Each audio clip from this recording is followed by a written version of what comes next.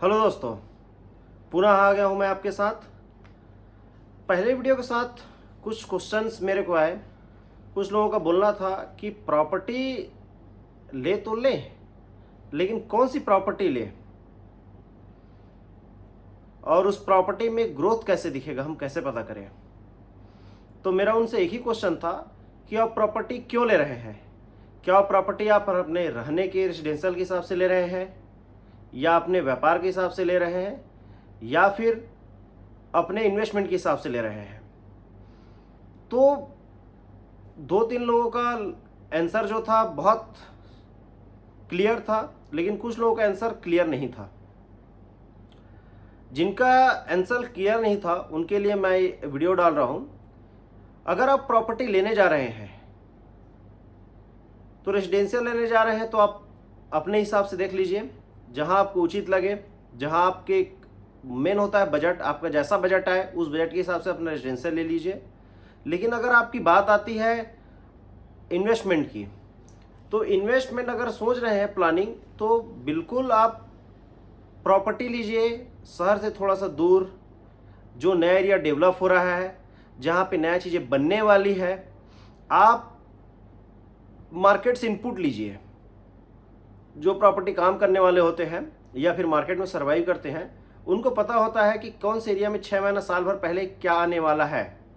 कि 6 महीना पहले उनको पता चल जाता है मार्केट में कहाँ पे मॉल आने वाली है, कौन सी रोड चौड़ी होने वाली है, गवर्नमेंट कहाँ पे नया स्कीम लेके आ रही है, गवर्नमेंट का कहाँ पे क्या नया प्रोजेक्ट आने वाला है, किसी एक दूसरे का कौन सा कहाँ पे नई कॉलोनी बनने वाली है, कहाँ का इंफ्रास्ट्रक्चर जल्दी डेवलप होगा, कौन सा जो ग्राम पंचायत है वो नगर निगम में शामिल होने वाला है।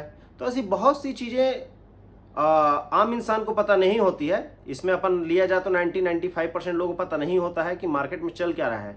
लेकिन जो 5% होता है उनको पता होता है कि आपका सही पैसा कहाँ लगना चाहिए और उसका ग्रोथ कैसे आएगा और उसका ग्रोथ का समय कैसे डिसाइड होगा। बिल्कुल ये होता है। आप जान के बहुत सरप्राइज रहेंगे कि मार्केट में 1 से 1.5 साल पहले जो काम करने वाले होते हैं, जो फील्ड में जो समय देते हैं, उनको मार्केट की बहुत सारी नॉलेज होती है। और वही रीज़न होता है कि 1 से 2 साल पहले उस एरिया में वो प्रॉपर्टी ले लेते हैं, कुछ समय होल्ड करते हैं, ये फिर उसके बाद बेचते हैं। जब हम लेने जाते हैं तब वो प्रॉपर्टी या तो हमको बढ़ के मिलती है, अगर नॉलेज सही नहीं रहा तो, या फिर सही पर्सन से अगर हम प्रॉपर्टी लेते हैं तो हमको उस प्रॉपर्टी की रियल वैल्यू मिलती है सही समय पे। साथ ही कौन सी प्रॉपर्टी डिस्प्यूटेड है, अर्थात कहाँ पे विवाद चल रहा है, कौन सी ज़मीन सरकारी है या किसी प्रकार की गवर्नमेंट की उसमें ऑक्युपाइजेशन है, या कौन सा ज़मीन जो है निस्तार पत्रक में तालाब है, या सरकारी ज़मीन में उसको किसी दूसरे पत्रक में दर्शाया गया है, या गौचर ज़मीन है। इन सभी ज़मीनों का फाइनल करने के बाद बिना विवाद का, मतलब कहीं पे सरकारी ज़मीन ना हो, इसका डिसीजन आपको पता करना है। इसका आपको सरकारी ऑफिस में जाके उसका पेपर निकलवाना है, पुराना पेपर निकलवाइए और पुराने पेपर में देखिए कि कौन कौन से डॉक्यूमेंट्स आपको चाहिए, जिसके थ्रू पता चल जाए कि आपकी ज़मीन जो आप प्रॉपर्टी ले रहे हैं, जहाँ आपकी ज़िंदगी की जमा पूंजी पैसा लगा रहे हैं, वो ज़मीन विवादित ना हो। मैं एक और कहना चाहूँगा, जब भी प्रॉपर्टी लें, प्रॉपर्टी नए क्षेत्र में लें जहाँ एरिया डेवलप होने वाला है। जो एरिया डेवलप हो गया है, जो प्रॉपर सिटी है, वहाँ पे लेंगे तो कितना ग्रोथ आएगा और आपकी बहुत ज़्यादा पूंजी भी लगेगी।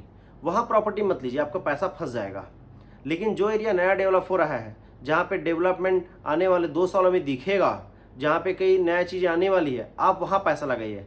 आप वहाँ पैसा लगाएंगे, मानिए ईयरली 15%, और अगर आपको सही प्रॉपर्टी मिल गया तो 30% से 50%। बिल्कुल सही, आप सही सुन रहे हैं। अगर आप सही प्रॉपर्टी ले लिए तो आपको 30 से 50% ईयरली रिटर्न देगा। अर्थात हम 2 साल भी रोकें तो हमको लगभग 60% से 100%। अगर किसी प्रॉपर्टी को हम 10 लाख में लिए हैं और अगर सही अगर उसका ग्रोथ मिल गया तो 10 लाख की प्रॉपर्टी आपकी 20 लाख भी हो जाएगी। तो सही जगह में सही कंपनी से अपनी प्रॉपर्टी लीजिए और अपने पैसों को बहुत तेज़ी से करिए। रियल इस्टेट में इन्वेस्टमेंट करने का एक बहुत अच्छा फ़ायदा होता है कि इस फील्ड में, इस सेगमेंट में हमको रिस्क नहीं है, पैसा डूबने की नहीं है। हम लेके बैठ गए हैं, ले लिए हैं, ठीक है, मत बेचिए 1 महीना, 2 महीना, 6 महीना, साल भर, 2 साल, 3 साल, 4 साल, 5 साल। जब उस प्रॉपर्टी को बेचने जाएंगे तो उसकी आपको रियल वैल्यू मिलेगी।